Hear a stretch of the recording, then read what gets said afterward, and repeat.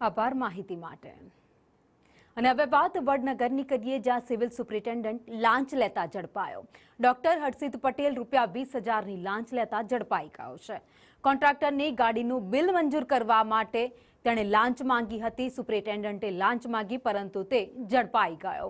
મહેસાણા એસીબીએ છટકું ગોઠવી ડોક્ટરને ઝડપી પાડ્યો છે। વધુ માહિતી લઈએ સંવાદદાતા પાયલ યાદવ પાસેથી। પાયલ, સુપ્રિન્ટેન્ડન્ટની સંડોવણી લાંચમાં સામે આવી। ચોક્કસ ભાવિની, વડનગર સિવિલ સુપ્રિન્ટેન્ડન્ટ છે તેઓ લાંચ લેતા ઝડપાયા છે। ડોક્ટર હર્ષદ પટેલ છે તેઓ 20,000ની લાંચ લેતા ઝડપાયા છે, જે ક્લાસ 1 ઓફિસર છે।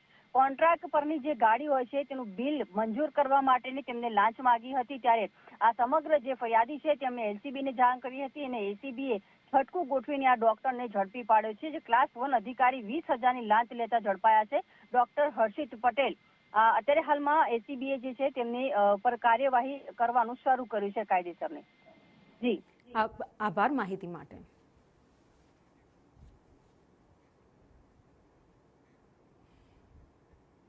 અને હવે વાત કડીની, જ્યાં પૂર્વ નાયબ મુખ્યમંત્રી નીતિન પટેલના આકરા તેવર જોવા મળ્યા। ચંપાબા ટાઉન હોલમાં એપીએમસીના કાર્યક્રમમાં તેમણે જાહેર મંચ પરથી નિવેદન આપ્યું, ગોરખ ધંધા કરવાના અને ભાજપનો પટ્ટો લગાવવાનો। હવે બધાને ખબર પડી ગઈ છે, એટલે છેતરાતા નથી તેવી પણ વાત નીતિન પટેલે કરી। સહકાર આપવાની ભાવના લોકોમાં ઓછી થઈ ગઈ છે। બધાને સત્તા જોઈએ છે, સત્તામાં બેઠેલાને લોકો આગળ કરે છે। કોઈ હોદ્દા પર આવી જાય એનાથી આખો પક્ષ ચાલે એવું નથી હોતું। કશું ન કરો તો એકબીજાને નડવાનું પણ બંધ કરો તેવી સલાહ નીતિન પટેલે આપી। છેલ્લા 10 વર્ષમાં સંઘર્ષ નથી જોયો, પક્ષની જાહો જલાલી જોઈ છે। માતાના ખોળામાં ઉછર્યા હોય એટલે પછી બાપને ન ભૂલી જવાય તેવી વાત તેમણે કરી હતી। ખોટું કરનારા 2-3 મંત્રીઓ પોલીસ કેસમાં જેલમાં બંધ છે, તો ખેડૂતને ખબર જ નથી હોતી, મંત્રીઓ લોન લઈ વાપરી નાખે છે તેવી વાત પણ તેમણે ખેડૂતોને ઉલ્લેખીને કરી હતી। તો ખેતીવાડી ઉત્પન્ન બજાર સમિતિ કડી અને કડી તાલુકા ખરીદ વેચાણ સંઘ દ્વારા એક કાર્યક્રમનું આયોજન કરવામાં આવ્યું હતું, જેમાં પૂર્વ નાયબ મુખ્યમંત્રી નીતિન પટેલે હાજરી આપી હતી। ધંધા ગોરખ ધંધા કરવાના અને આગળ ગાડીમાં ભાજપનો દુપટ્ટો લગાવવાનો। હવે બધાને બધી ખબર છે એટલે કોઈ હવે બહુ છેતરાતો નથી। શરૂઆતમાં લોકો છેતરાતા હતા અને પોતાનામાં સાચું શું છે એ સહકારી ભાવના બતાવવી જોઈએ। જો આપણે ચૂંટાઈએ ગમે ત્યાં, પણ વતન એ વતન છે, સમજી લેજો। હું મહેસાણા ચૂંટાતો હતો, પણ મારા બધા ભાષણોમાં મહેસાણા અને કડી બેની વાત આવતી હતી। માના ખોરામાં ઉછર્યા હોઈએ પણ બાપને ભૂલાય નહીં ભાઈ। એ મા બાપ બેને યાદ રાખવા પડે કે જ્યાં ચૂંટાય એની તો સેવા કરવી જ પડે, એ તો ફરજ છે। ના ફરજ બજાવો તો પછી બીજી ચૂંટણીમાં આપણે તકલીફ પડે। અને રાજકારણનો બીજો એક સિદ્ધાંત કહું, બધાને સત્તા જોઈએ છે, સત્તા ઉપર બેઠેલાને જ બધા આગળ કરે છે, કામ કરનારને ઓછા લોકો યાદ કરે। પૂર્વ નાયબ મુખ્યમંત્રી નીતિન પટેલ જે હંમેશા પોતાના નિવેદન અને આકરા સ્વભાવને લઈને ચર્ચામાં રહ્યા છે, ત્યારે વધુ અપડેટ લઈએ અમારા સંવાદદાતા નિર્મલ દવે પાસેથી। નિર્મલ, એમનો સ્વભાવ છે હંમેશા આકરું વલણ અપનાવતા જોવા મળ્યા છે, જ્યારે આજે એમણે જાહેર મંચ પરથી નિવેદન આપ્યું ત્યારે ઘણા બધા લોકોને તેમણે પોઈન્ટ આઉટ કર્યા હોય એવું લાગે છે। પૂર્વ નાયબ મુખ્યમંત્રી નીતિન પટેલના સ્વભાવની વાત કરીએ તો એક તો આખું બોલો સ્વભાવ ધરાવે છે। જ્યારે પણ તેઓ કંઈક બોલે છે ત્યારે વિપક્ષના છોતરા કાઢી નાખતા હોય તે પ્રકારના તેમના વેણ હોય છે, પરંતુ આજનું જે તેમનું નિવેદન છે તે પક્ષની અંદરના લોકો માટે જ નિવેદન છે તેમ લાગી રહ્યું છે। તેમના નિવેદનમાં કહેવામાં આવી રહ્યું છે કે 10 વર્ષ પહેલાં સુધી પક્ષની જે સ્થિતિ હતી તેના કરતાં 10 વર્ષ પછીનો જે સમય છે તેમાં માત્ર જાહો જલાલી જ જોવા મળી છે। એટલે આ જે વેણ છે તે છેલ્લા 10 વર્ષમાં ભારતીય જનતા પાર્ટી સાથે જોડાયેલા લોકો જે હશે તેમના માટે કહેવામાં આવ્યું હોય તેવું લાગી રહ્યું છે। કેમ કે તેમને ક્યાંક કડવા અનુભવ થયા હોઈ શકે છે, તેમને ક્યાંક કશુંક જોયું હોઈ શકે છે, તો જ નીતિન પટેલ આ પ્રકારનું નિવેદન કરતા હોય તેમ માનવામાં કોઈ શંકાને સ્થાન નથી। આજે જે નિવેદન કર્યું છે તેમાં તેમણે મંત્રીનો પણ ઉલ્લેખ કર્યો છે કે ભૂતકાળમાં જે મંત્રીઓએ ખોટું કર્યું છે તેઓ જેલવાસ પણ ભોગવી રહ્યા છે। સાથે જ તેમણે અન્ય લોકોની પણ તુલના કરી છે કે લોકોને સત્તા જ જોઈએ છે અને સત્તા મેળવ્યા પછી માને ભૂલવાનું ના હોય પરંતુ તેઓ ભૂલી જતા હોય છે। એટલે આ જે નિવેદન છે તે માત્ર પક્ષની અંદરના લોકો માટે નિવેદન કરવામાં આવ્યું હોય તેવું લાગી રહ્યું છે।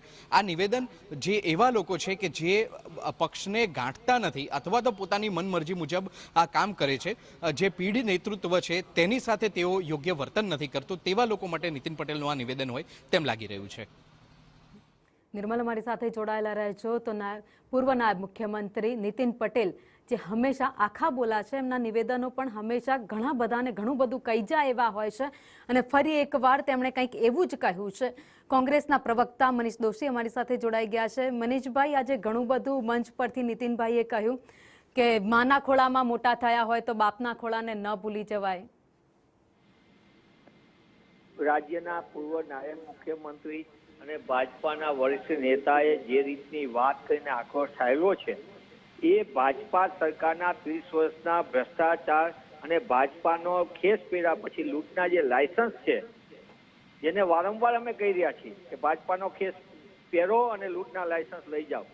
ગેરકાનૂની રીતે ખનીજ ચોરી હોય, રેતી ચોરી, માટી ચોરીથી માંડીને બધા ખેલ હોય, ગુજરાતમાં ગેરકાનૂની કામો હોય, એ બધું નીતિનભાઈ કીધું કે ગોરખ ધંધાને કેવું છેતરપિંડીના કામો ચાલે, આર્થિક ગુનાથી માંડીને પોલીસ સ્ટેશનથી માંડીને 2 નંબર 3 નંબર 5 નંબરના કામો કેવા થાય, એની આખી એમને વિસ્તૃત વાત કરી. પણ મારે સંદેશના માધ્યમથી, આપના માધ્યમથી ગુજરાતની જનતાને જણાવું, આ બધી હકીકતો ભાજપાના વરિષ્ઠ નેતાઓ હવે કહી રહ્યા છે. જે ભાજપા મોટી મોટી ગાય વગર પાર્ટી વિથ ડિફરન્સની મોટી મોટી વાતો કરતી હતી, એ ભાજપાના સિદ્ધાંતો ક્યાં ગયા? પાર્ટી વિથ ડિફરન્સ એટલે લૂંટના લાયસન્સના ડિફરન્સો છે.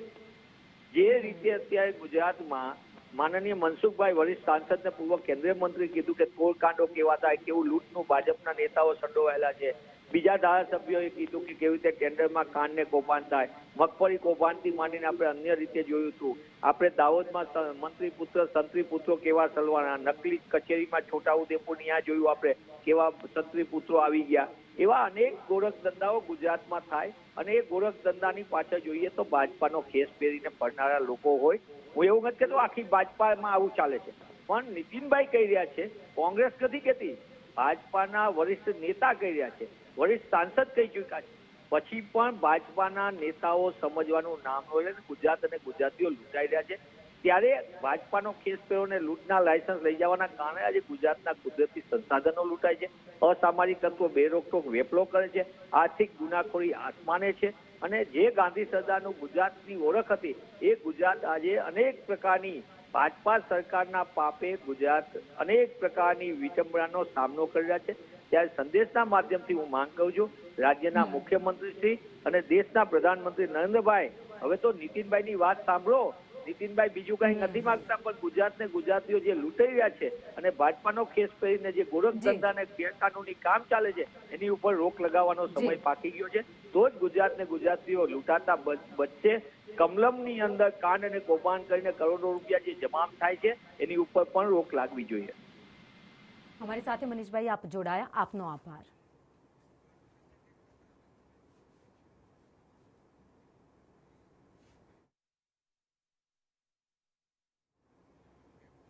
તો બાંગ્લાદેશમાં હિન્દુ યુવાનની હત્યાના